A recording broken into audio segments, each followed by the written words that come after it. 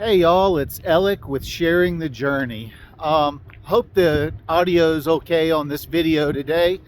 I lost my microphone. I'm waiting on another one to come in from Amazon, and until it comes in, I'm gonna have to do the best. I'm sure as soon as I order it, Cindy will find it somewhere around in the camper. Today we're going to talk about dealing with family tragedies while we're on the road and while we're work camping. Because just like any other job, when we're work camping, we have made a commitment to our bosses, to the managers, to the owners of the campground. I work here at the KOA right now in West Yellowstone. We have less than 2 weeks. We have 11 days left before we pull out of here. And being that this is a seasonal campground, there's a lot of stuff to do. Like right behind us, that's where the jumping pad used to be. That got taken down yesterday.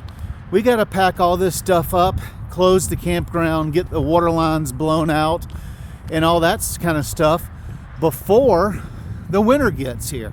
And most of our employees are leaving on the 30th. And so we got to get her done, as they say. So anyway, I'm out here exercising for my Fat to Fit Fridays, trying to get my steps in. Anyway, this week I lost a very special family member. Aunt Titu is my grandmother's last living relative. My grandmother passed 2 years ago. Luckily, we were working in the same state that she lived in. I was able to make that funeral, so it wasn't a big deal. That's not the case this time. Like I said, we've made a commitment, and I feel strong about honoring that. But that's not the only reason why I'm not going to be able to attend the funeral. I am in Montana. The funeral is going to be in South Carolina.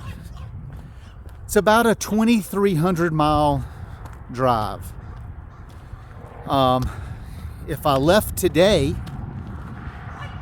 it'd take me a week to make it. We travel anywhere from 250 to 400 miles a day when we travel, depending on how much of a hurry we're in. So at the minimum, it would be a 5-day trip, which means I would barely make the funeral. And you say, Alec, why don't you fly? Get on an airplane, you and Cindy, fly down to the funeral. Well, number one, it'd be very expensive. And also, what are we going to do with the 2 dogs and the cat?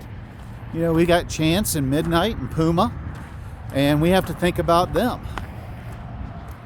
So you say, well, maybe she just wasn't an important person in your life and you don't care. No, you don't understand the family dynamics. I lived with my grandmother for the first 8 years of my life, and Titu and my grandmother, Mama B, were very, very close. And with that being, I was close. There wasn't a Thanksgiving or a Christmas, probably the first 15 years of my life, that I didn't spend at one of their 2 houses, and they were always together. So yes, family's very important. But when you live in an RV on the road, you're not always close to family. Now, of course, if it was one of my children or grandchildren, of course I would make every effort. I'd break my contract. I'd forgo my bonus here at the campground in order to be there. I just don't feel like I can do that. I mean, it's a tough decision you have to make. And these are things you have to think about when you are full-timing, especially when you're on a fixed income. Not that I'm getting like a fixed check every month, and that's all I've got. But most work camping jobs do not offer overtime. I'm not in a house, so I can't say, oh, well, I'll just make a few trinkets in the wood shop and sell them on Marketplace and get a little bit of extra money. You have to be very planned out when you live full-time on the road. You have to be very budget oriented. I know how much money roughly I've got coming in a month. You know, we're taking a pretty big pay cut to go down south for the winter. You give up money for comfort. So, you know, the money's not really there to take a 2,300 mile trip to a out of the way location from where you have to be. Because not only would we have to drive 2,300 miles to South Carolina to make this funeral, which we can't even get there before it is taking place. The logistics are just, I mean, you have to think about all that. So say I fly there and I fly back to pick up my motorhome.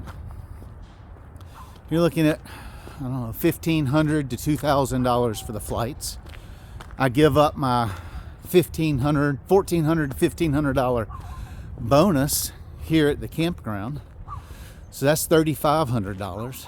And then I've got to turn around and drive the 2,000 miles to Texas in 11 days. And that's going to be another $1,000. So this time of my life is, the money's just not there. I mean, I do have savings. I'm saving up for new tires and that sort of stuff. But it's just crazy the way things happen. So we're going to send some flowers, that sort of thing, and give our family all the love they deserve. But so anyway, I wanted to make this video so that you could see it's not always, what do I say, rainbows and unicorns when you're living full-time on the road. We love it out west. Our family's all on the East Coast.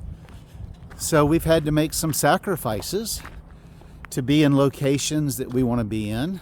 We don't get to see our children, but every other year.